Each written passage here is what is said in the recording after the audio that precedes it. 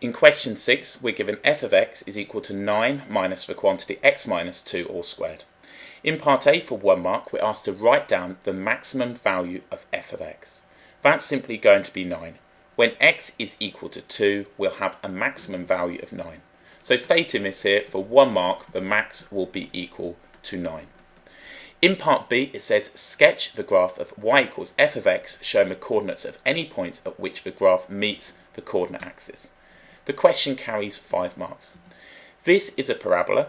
We've got now a translation in both the x and the y direction, and we've got a reflection. So if we consider we've got a maximum point, this is a negative quadratic graph. I'm going to go ahead and sketch this. First though, I'm going to consider where this crosses the x and the y axis.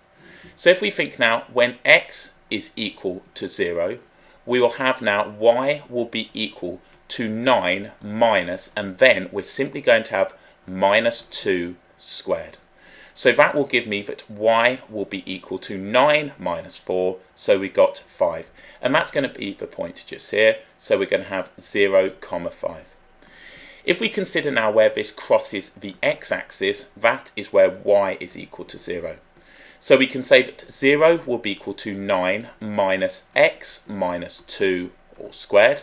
So solving the equation, we can say x minus 2 all squared is equal to 9. Square rooting both sides, we can say that x minus 2 will be equal to plus or minus 3. So that gives us x will be equal to 5, or x will be equal to minus 1.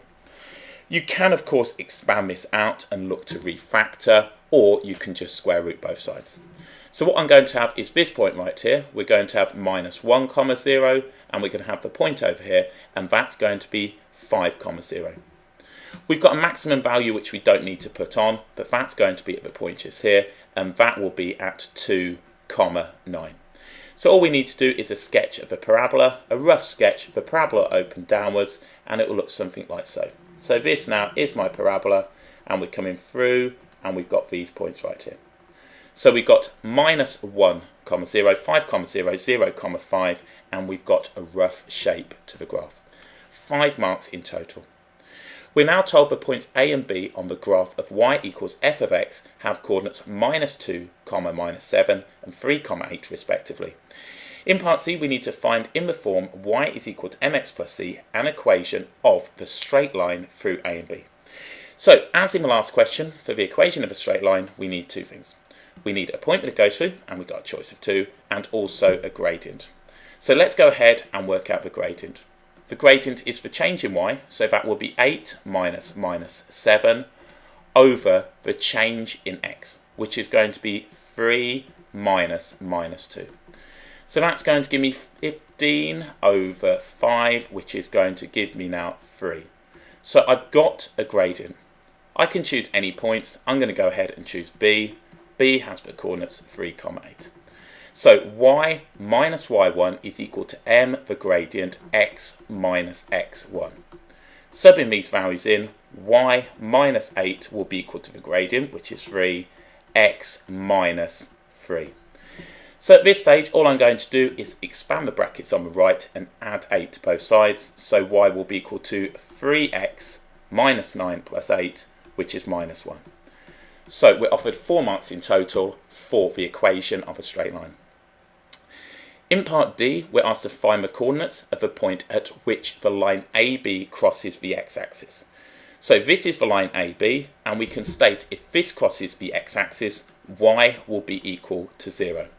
So setting y equal to 0, 0 will be equal to 3x minus 1. Therefore, x will be equal to 1/3.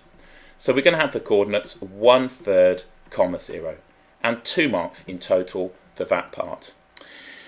We're now told the midpoint of AB lies on the line with equation y equals kx, where k is a constant. For 2 marks, we're asked to find the value of k.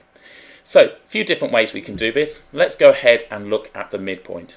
If we think about the midpoint, it's going to be the 2 x coordinates added together, divided by 2, and then the 2 y coordinates added together and divided by 2. So what we have here is 1/2, and then we have comma 1/2. So we can say now that this would be the line y is equal to x. Y is equal to x, we have these two values, therefore k will be equal to 1. If you wanted, you could sub those in, so let's write those out. If we wanted, we could show full workings. Y is equal to kx, plugging them in, 1/2 will be equal to k multiplied by 1/2. Therefore, we could say that k was equal to 1. Either way round, 2 marks for finding the value of k.